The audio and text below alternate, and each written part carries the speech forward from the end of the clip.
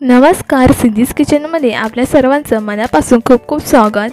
आज मी तुम्हाला मालवणी पद्धतीमध्ये चिकन कसं बनवतात याची रेसिपी दाखवणार आहे। तर चला मग यासाठी मी इथे 1 किलो चिकन घेतलेलं आहे। हे चिकन आपल्याला सर्वात प्रथम स्वच्छ पाण्याने साफ करून घ्यायचं आहे। तर मी इथे चिकन स्वच्छ पाण्याने साफ करून घेतलेलं आहे, तुम्ही इथे पाहू शकता।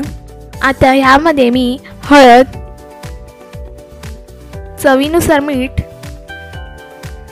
गरम मसाला, लाल तिखट,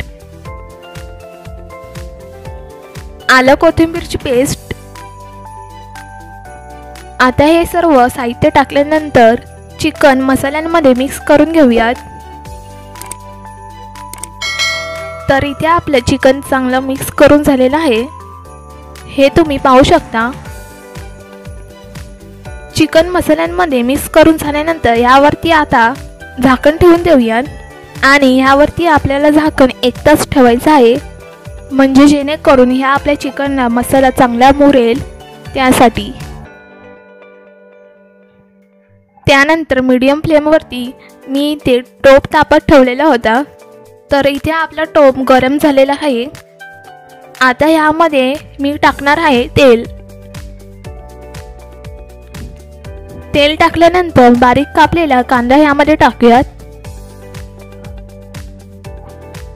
त्यानंतर कांदा थोडासा ढवळल्यानंतर यामध्ये तमालपत्राची 2 पाने टाकून देऊयात। तमालपत्राची पाने टाकल्यानंतर कांद्याला लाल छान रंग येईपर्यंत आपल्याला थोडंसं परतून घ्यायचं आहे। कांदा परतून झाल्यानंतर आता यामध्ये लाल तिखट टाकून घेऊयात। लाल तिखट टाकल्यानंतर आता हे मी ढवळून घेते। मसाला ढवळून झाल्यानंतर आता यामध्ये मी जे आपण 1 तास बाजूला ठेवलेलं चिकन होतं ते यामध्ये टाकून घेऊयात।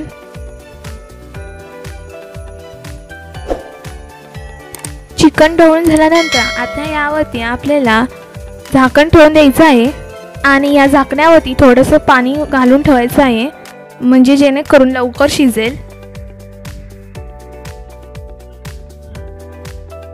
आता आपण झाकण ओपन करून पाहूयात की आपलं चिकन शिजलं आहे की नाही ते। तर इथे आपलं चिकन शिजलेलं आहे। तर आता ह्यामध्ये आपण ओल्या खोबऱ्याचं वाटप टाकून घेऊयात। तुम्हाला हवं तेवढं तुम्ही इथे वाटप टाकू शकता।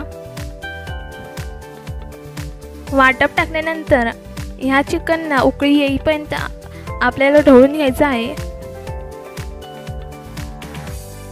तर तुम्ही इथे पाहू शकता की आपल्या चिकनला उकळी सुद्धा आलेली आहे आणि चांगलं शिजलं सुद्धा आहे। तर आता हे मी सर्व करून घेते। तर मित्रांनो, तुम्ही हे चिकन वड्याबरोबर, भाकरीबरोबर, चपातीबरोबर किंवा कशाबरोबर खाऊ शकता।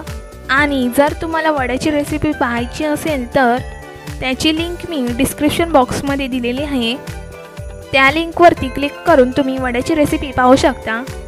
तर मित्रांनो, अशा पद्धतीची रेसिपी तुम्ही घरी बनवून जरूर ट्राय करून पहा। कशी झाली आहे ते आम्हाला कमेंट बॉक्समध्ये नक्कीच कळवा।